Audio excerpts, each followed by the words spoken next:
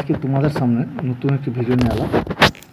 Class 8-এর 8 নম্বর চ্যাপ্টারের অধ্যায় সাম্প্রদায়িকতা থেকে দেশভাগ, এই যে চ্যাপ্টার, এখানে আমাদের যে প্রশ্নগুলো রয়েছে সেগুলো আমরা আজকে আলোচনা করব।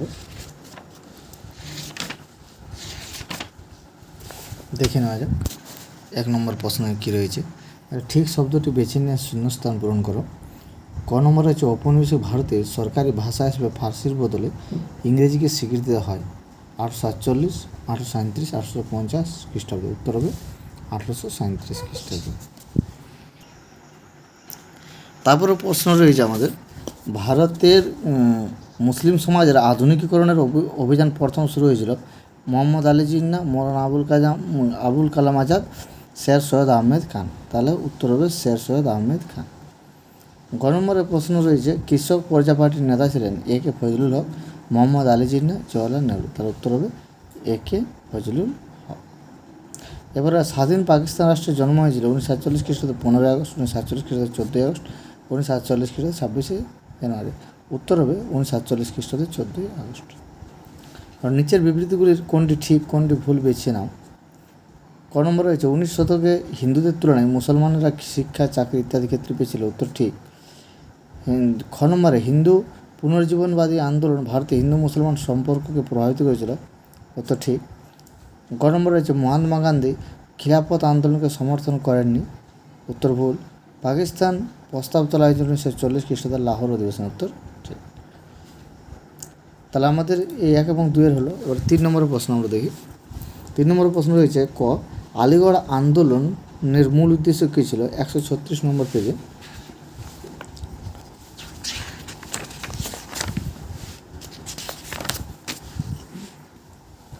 মুসলিম সমাজের আধুনিকীকরণের অভিযান শুরু হয় শের সৈয়দ আহমেদ খানের আলিগড় আন্দোলনের মধ্য দিয়ে। ইসলামীয় ধর্মত্বের সঙ্গে পাশ্চাত্য জ্ঞান বিজ্ঞানের সম্মিলন ঘটিয়ে মুসলমান সমাজে আধুনিক উদার মনোভাবের বিকাশ তিনি ঘটাতে চেয়েছিলেন। শের সৈয়দ দুটি সম্প্রদায়ের মধ্যে বিভেদ বা সাম্প্রদায়িকতার বিরোধিতার উন্মাদনা তৈরি করতে চাননি। তিনি ব্রিটিশ শাসনে হিন্দু আধিপত্যের উল্টো দিকে মুসলমান অভিজাত ও শিক্ষিত শ্রেণীকে স্বনির্ভর করে তুলতে চেয়েছিলেন। তার উদ্দেশ্য ছিল মুসলমান ছাত্রদের মধ্যে একটি সুগোষ্ঠী মানসিকতা গড়ে তোলা। তিনি বৃহত্তর মুসলমান সমাজের তরফে ব্রিটিশ শাসনের সুযোগ সুবিধাগুলিকে সদ্ব্যবহারের উৎসাহ তৈরির চেষ্টা করেন। তাই আলিগড়ে মোহামেডান অ্যাংলো ওরিয়েন্টাল কলেজের পাঠ্যক্রমে ইউরোপীয় দর্শনের সঙ্গে ইসলামীয় ধর্মত্বের সহাবস্থান ছিল। এবার আমাদের 3 নম্বরের খ প্রশ্ন রয়েছে আমাদের, স্বদেশী আন্দোলন বাংলায় হিন্দু মুসলমান সম্পর্ককে কীভাবে প্রভাবিত করে? এটা 137-38 পেজে রয়েছে।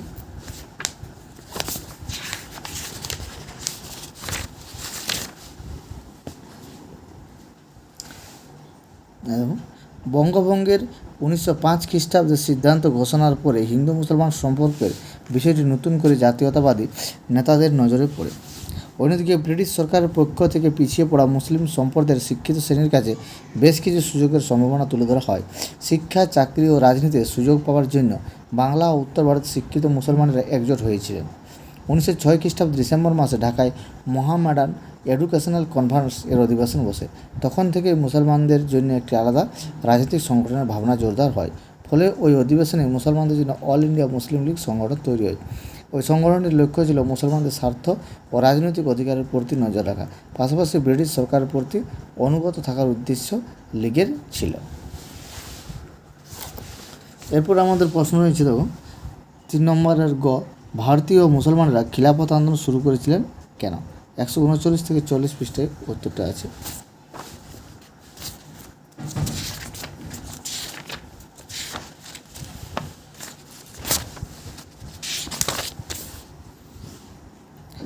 বিশ শতকের তরুণ মুসলমান নেতৃত্বে আগাগোড়া ভারতীয় জাতীয়তাবাদী আন্দোলনের বিরোধিতা করেছিলেন তা কিন্তু নয়। তবে 20 শতকের গোড়ায় বেশ কিছু সমস্যা তাদের আন্দোলনের প্রকৃতিকে ভিন্ন পথে চালিত করে। প্রথম বিশ্বযুদ্ধে তুরস্ক ব্রিটেনের বিরুদ্ধে অস্ত্র ধারণ করে ভারতীয় মুসলমানরা বিশ্বযুদ্ধে ব্রিটিশ সরকারকে সমর্থন জানালেও তুরস্কের বিষয়টি ঘিরে অস্বস্তিকর অবস্থা তৈরি হয়। তুরস্কের সুলতানকে খলিফা বা মুসলিম জগতের ধর্মগুরু মনে করা হতো। প্রথম বিশ্বযুদ্ধের শেষে তুরস্কের পরাজয়ের ফলে সুলতানের ক্ষমতা কমে যায়। তুর্কি অটোমান সাম্রাজ্যের অনেকটাই ব্রিটিশরা দখল করে। এই ঘটনায় ভারতীয় মুসলমানরা ভীষণভাবে অসন্তুষ্ট হন। তাই তারা ব্রিটিশ নীতির তীব্র বিরোধিতা করেন। মুসলমানদের পবিত্র স্থানগুলি খলিফাকে ফেরত দেওয়ার দাবি জানানো হয়। সেই দাবি ক্রমশ ভারতের ব্রিটিশ বিরোধী আন্দোলনের রূপ নেয়।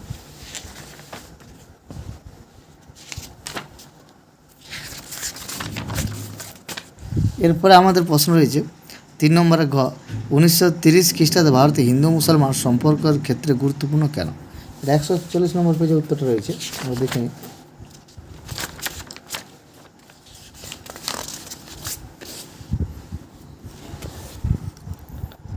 তিনের ঘ, 1930-এর দশক দ্বিজাতি তত্ত্বভিত্তিক সাম্প্রদায়িক বিচ্ছিন্নতা গুরুত্বপূর্ণ সময়। 1930 খ্রিস্টাব্দে মুসলিম লীগের সভাপতি মোহাম্মদ ইকবাল ও পরে কেমব্রিজ বিশ্ববিদ্যালয়ের ছাত্র চৌধুরী রহমত আলী পাঞ্জাব, উত্তর পশ্চিম সীমান্ত প্রদেশ, বালুচিস্তান ও কাশ্মীর নিয়ে মুসলমানদের আলাদা ভূখণ্ড গঠন করার প্রস্তাব দেন।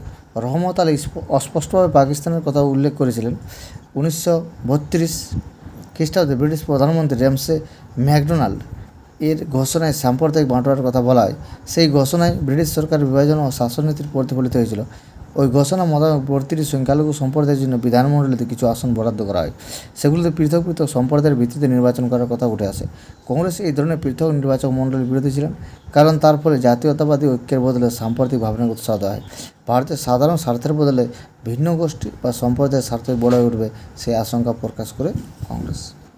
3 ঘয়ের উত্তর। এরপর আমাদের রয়েছে 4 নম্বরের প্রশ্ন। 1 ক নম্বর, সৈয়দ আহমেদ খান কীভাবে মুসলমান সমাজের আধুনিকীকরণের পথে এগিয়ে নিয়ে গিয়েছিলেন তা বিশ্লেষণ করো। 136 পৃষ্ঠা রয়েছে।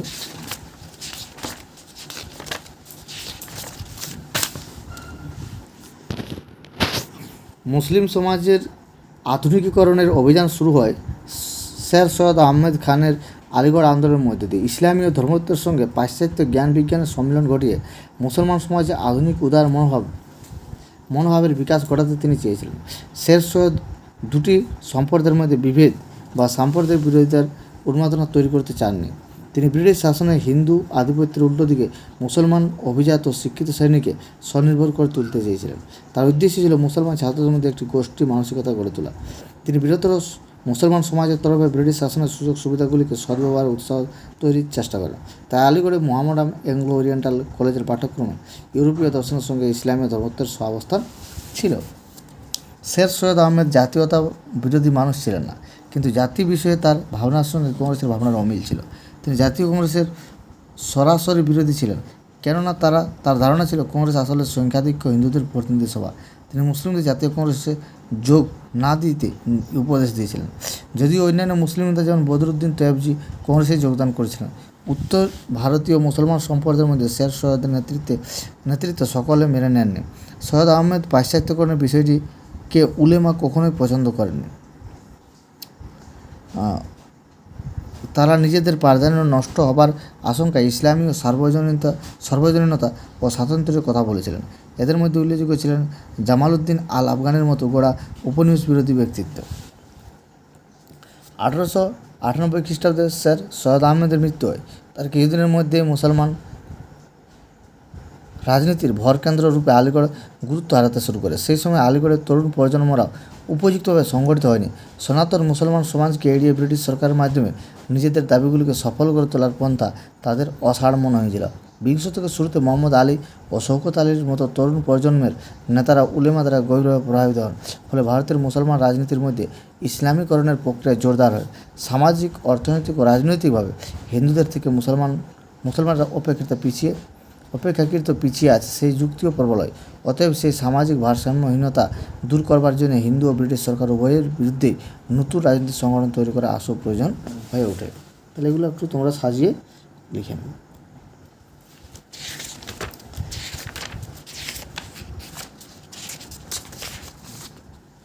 তারপর রয়েছে আমাদের পরের প্রশ্ন 4 ক, কীভাবে 19 শতকে হিন্দু পুনর্জীবনবাদী আন্দোলনের জন্ম হয়েছিল? সাম্প্রদায়িকতার মনোভাব তৈরিতে ওইসব আন্দোলনগুলির ভূমিকা কী ছিল? তাহলে 138-39 পৃষ্ঠায় রয়েছে, আমাদের দেখে নেওয়া যাক।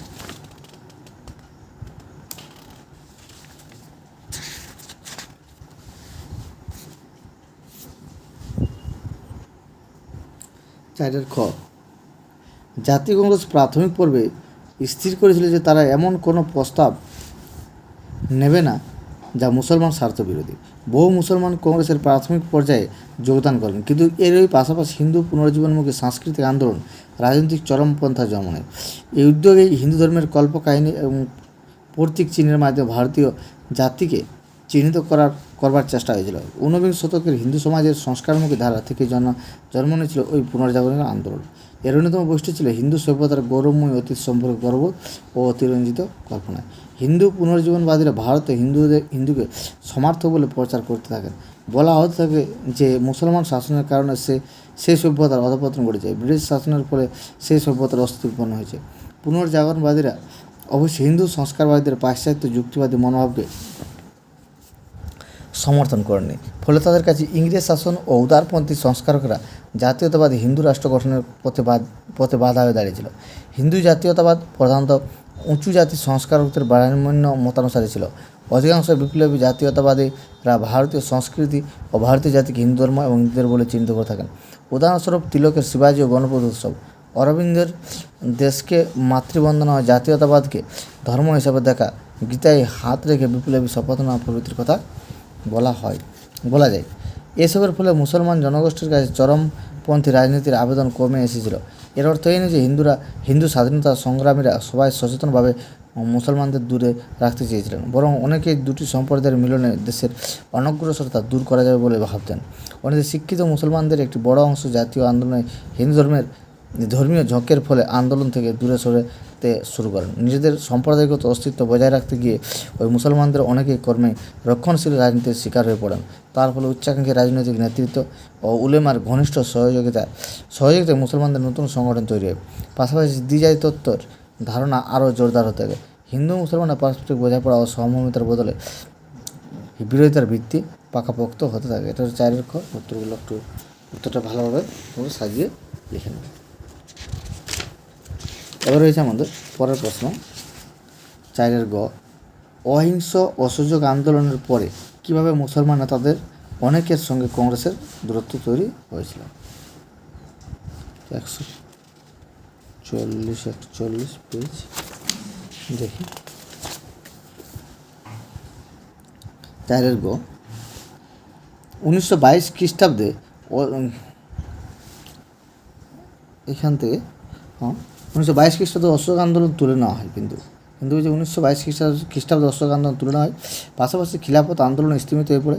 খিলাফতি নেতারা গান্ধীর অহিংস নীতিকে ততটা গ্রহণ করেনি, বরং গান্ধীর সর্বজন গ্রাহ্যতাকে ব্যবহার করে জনগণের কাছে পৌঁছাতে চেষ্টা করেছিলেন খিলাফতিরা। উলেমার উপস্থিতি ও ধর্মীয় প্রতীকের ব্যবহার ইসলামী আন্দোলনের ধর্মীয় ভাবে জাগিয়ে তোলে। ফলে খিলাফত আন্দোলনে হিংসার ঘটনা ঘটতে থাকে। 1922 থেকে 23 খ্রিস্টাব্দে কয়েক জায়গায় দাঙ্গা হিন্দু মুসলিম ঐক্যের মধ্যে ভাঙন ঘটায়। 1924 খ্রিস্টাব্দে তুরস্কের খলিফা পদের অবসান ঘটে। তার ফলে খিলাফত আন্দোলন গতি হারিয়ে ফেলে। কিন্তু যে ধর্মীয় ভাবাবেগ সৃষ্টি হয়েছিল তা পরবর্তীকালে মুসলিম লীগের কর্মসূচিতে ছাপ ফেলেছিল। পাশাপাশি সমানভাবে বাড়তে থাকে উগ্র হিন্দু পুনর্জীবনবাদী আন্দোলন। এই সময় হিন্দু মহাসভার মতো উগ্র হিন্দু জাতীয়তাবাদী সংগঠনগুলির শক্তি বাড়তে থাকে। কংগ্রেসের সঙ্গে এই সংগঠনগুলির ঘনিষ্ঠ সম্পর্ক তৈরি হয়। মদন মোহন মালব্য প্রমুখ নেতাদের গড়া হিন্দুত্ববাদী কার্যকলাপ কংগ্রেসের প্রাধান্য লাভ করায় মুসলমান সম্প্রদায় ক্রমশ কংগ্রেসের থেকে আরও দূরে সরতে থাকে। অন্যদিকে মুসলমানদের মধ্যে মোহাম্মদ আলীর মতো সাম্প্রদায়িকতা ঐক্যের সমর্থক নেতারাও কোণঠাসা হয়ে পড়েন। উগ্র হিন্দু নেতাদের চাপে মতিলাল নেহরুর মতো স্বরাজ্যপন্থী নেতারা হিন্দু মুসলমান ঐক্যের উদ্যোগ নিতে ব্যর্থ হন। মোহাম্মদ আলী জিন্নাহ স্বরাজ্যপন্থীর সঙ্গে বোঝাপড়ায় উৎসাহী ছিলেন, কিন্তু 1926 খ্রিস্টাব্দে বাংলা ও পাঞ্জাবে কংগ্রেসের মধ্যে কোনো মুসলমান প্রার্থী ছিল না। ফলে শওকত আলীর মতো সম্প্রীতিবাদী নেতারা কংগ্রেসের মধ্যে উগ্র হিন্দু মতামতের বাড়বাড়ন্তে হতাশ হয়ে পড়েন। এর প্রভাব লক্ষ্য করা যায় আইন অমান্য আন্দোলনের মুসলমানদের কম অংশগ্রহণের মধ্যে। জাতীয় আন্দোলন থেকে মুসলমানদের সরে থাকার ওই প্রবণতাকে সাম্প্রদায়িকতা বলে ব্যাখ্যা করা হয়। কিন্তু খুঁটিয়ে দেখলে বোঝা যায় যে 1930-এর দশকে রাজনৈতিক দিক থেকে মুসলমানদের মধ্যে আলাদা আলাদা অবস্থান ছিল। ফলে মুসলিম সাম্প্রদায়িকতা বলে কোনো নির্দিষ্ট অবস্থানকে চিহ্নিত করা ইতিহাসগতভাবে ভুল।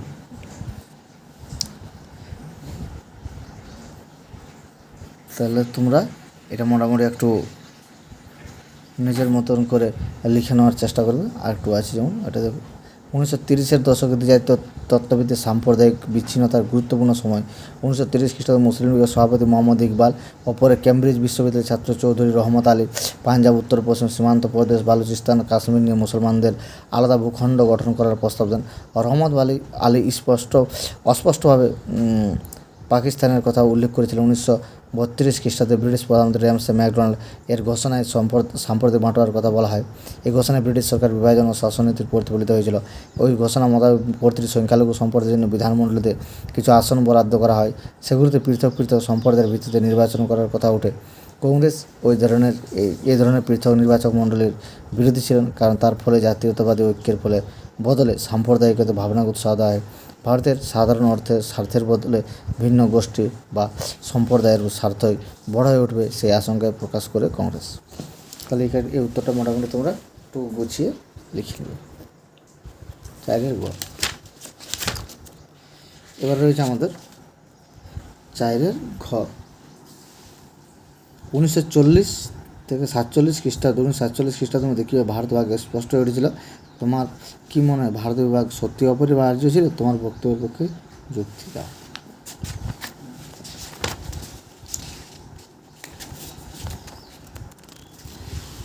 চারের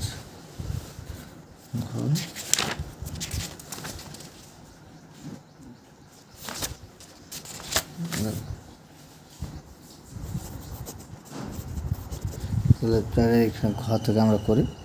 ভারত শাসন আইন 1935 মোতাবেক প্রাদেশিক বিধান মণ্ডলীর জন্য নির্বাচন অনুষ্ঠিত হয় 1937 খ্রিস্টাব্দে। নির্বাচনে কংগ্রেস ভালো ফল করে, কিন্তু সাধারণ এমনকি মুসলমান জনসংখ্যা প্রধান অঞ্চলগুলিতে লীগ বিশেষ সাফল্য পায়নি। বরং বিভিন্ন আঞ্চলিক দল এই নির্বাচনে খুব সাফল্য পেয়েছিল। কিন্তু কংগ্রেসের আচরণ সমস্যার ফলে আঞ্চলিক দলগুলির কয়েকটি ক্ষুণ্ণ হয়ে কর্মী লীগের দিকে চলে যেতে থাকে। 1940 খ্রিস্টাব্দে মুসলিম লীগের লাহোর অধিবেশনে একটি প্রস্তাবে মুসলমানদের আলাদা জাতি হিসাবে আনুষ্ঠানিকভাবে ঘোষণা করা হয়। জিন্নাও সেই বছরের প্রথম দ্বিজাতি তত্ত্বের প্রসঙ্গ সমর্থন করে প্রবন্ধ লেখেন। যদিও আলাদা রাষ্ট্রের দাবি তখন ওঠেনি, বরং আইনসভায় হিন্দু মুসলমান সমতার দাবি গুরুত্ব পেয়েছিল। জিন্নার বক্তব্য ছিল, ভবিষ্যতে সাংবিধানিক স্তরে সিদ্ধান্ত নেওয়ার ক্ষেত্রে মুসলমান জাতির মতামতকে অস্বীকার করার সুযোগ থাকবে না। তারপরে এখানে টুকরো কথা রয়েছে, দেখো। তারপরে এখানে 1940 খ্রিস্টাব্দে তার আগস্ট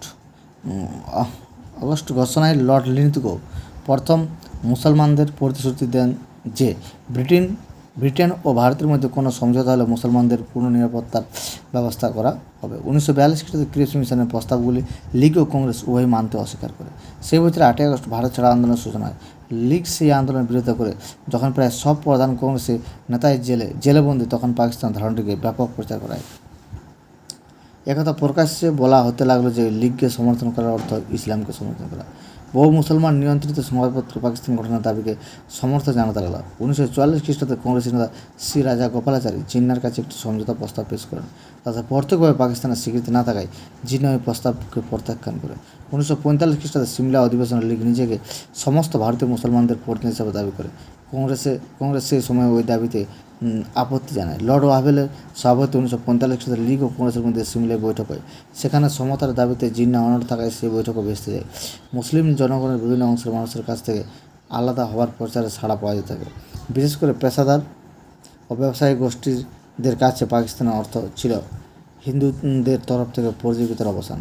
এর সঙ্গে পীর ও উলেমা ও পাকিস্তান প্রস্তাবের সমর্থন ও ধর্মীয় বৈধতা দেয়। তবে মনে রাখা দরকার, মুসলিম লীগ মোটে ভারতীয় উপমহাদেশের সমস্ত ধরনের মুসলমানদের প্রতিনিধিত্ব করত না। বাংলায় কে ফজলুল হকের কৃষক প্রজাপার্টি নিচু জাতির হিন্দু ও মুসলমান উভয় কৃষকদের স্বার্থের পক্ষেই সওয়াল করত। এমনকি মুসলিম ভোট নিয়ে লীগের সঙ্গে কৃষক প্রজাপার্টির লড়াইও চলেছিল। বস্তু 1937 খ্রিস্টাব্দ পর্যন্ত কিছু শিক্ষিত মুসলমানদের বাইরে অধিকাংশ অঞ্চলে লীগের বিশেষ প্রভাব ছিল না। বাংলায় ফজলুল হকের কৃষক প্রজা পার্টি বা পাঞ্জাবের শের সিকান্দার হায়াত খানের ইউনিস্ট পার্টি আলাদা রাষ্ট্রের দাবিকে জোরদার করেনি। তবে ক্রমশ মুসলমান সমাজে এই পার্টিগুলির ভিত্তি দুর্বলতাকে শেষ শূন্যতা ভরাট করে মুসলিম লীগ। বাংলা ও পাঞ্জাব উভয় প্রদেশে কৃষকদের মধ্যে মুসলিম লীগের গ্রহণযোগ্যতা বেড়ে যায়। অবশ্য কংগ্রেসের বারবার সেই সত্যটা অস্বীকার করতে হয়েছিল। 1946 খ্রিস্টাব্দের নির্বাচনে বাংলা, সিন্ধু প্রদেশ, পাঞ্জাব বাদে প্রত্যেকটি প্রদেশে কংগ্রেস সংখ্যাগরিষ্ঠ লাভ করে, কিন্তু এই ফলাফল লীগের মধ্যে আশঙ্কার জন্ম দেয়। ভারতের রাজনীতির একমাত্র প্রতিনিধি কংগ্রেস, এরকম প্রচার হতে পারে বলে ভেবে নেয় মুসলিম লীগ। ফলে লীগের দাবিতে বিচ্ছিন্নতার মাত্রা বৃদ্ধি পায়। 1946 খ্রিস্টাব্দে ক্যাবিনেট মিশনের প্রস্তাব অনুযায়ী কংগ্রেস অন্তর্বর্তীকালীন সরকারে যোগ দিলেও মুসলিম লীগ তাতে অসম্মত হয়। 16 আগস্ট থেকে পাকিস্তানের জন্য গণ আন্দোলন আরম্ভ হয়। ওই দিনে কলকাতায় ভয়াবহ দাঙ্গা শুরু হয়। কিছুদিনের মধ্যে পূর্ববঙ্গ, বিহার, যুক্তপ্রদেশ, পাঞ্জাব প্রভৃতি জায়গায় মারাত্মক সংঘর্ষ শুরু হয়। সেপ্টেম্বর মাসে নেহরুর নেতৃত্বে অন্তর্বর্তীকালীন সরকারের প্রশাসনের অবস্থান বজায় রাখতে লীগ যোগ দিতে সম্মত হয় এবং 5 জন প্রতিনিধি পাঠায়। ভারতীয় গণপরিষদ ডিসেম্বর মাসে তার প্রথম সভা বসে। কংগ্রেস পরিষদকে সার্বভৌম মনে করলেও লীগ সেই মত মানতে অস্বীকার করে। অন্যদিকে ভারতের বিভিন্ন প্রান্তে সাম্প্রদায়িক দাঙ্গা চলতে থাকে। ব্রিটিশ সরকার ওইসব দাঙ্গা সামাল দিতে ব্যর্থ হয়। এই দুঃসময় থেকে বেরিয়ে আসার জন্য কংগ্রেস ও লীগ নেতৃত্ব ভারত বিভাজনকে একমাত্র উপায় মনে করে। ফলে ভিপি মেনন ও লর্ড মাউন্টব্যাটেনের পরিকল্পিত খসড়াকে ব্রিটিশ সরকার অনুমোদন করে। ওই খসড়া কংগ্রেস ও লীগের কাছে পেশ করা হয়। দুটি রাজনৈতিক দল সেই প্রস্তাবকে মেনে নেয়। ব্রিটিশ সরকার ইন্ডিয়া ইন্ডিপেন্ডেন্স অ্যাক্ট 1947 অনুমোদন করে।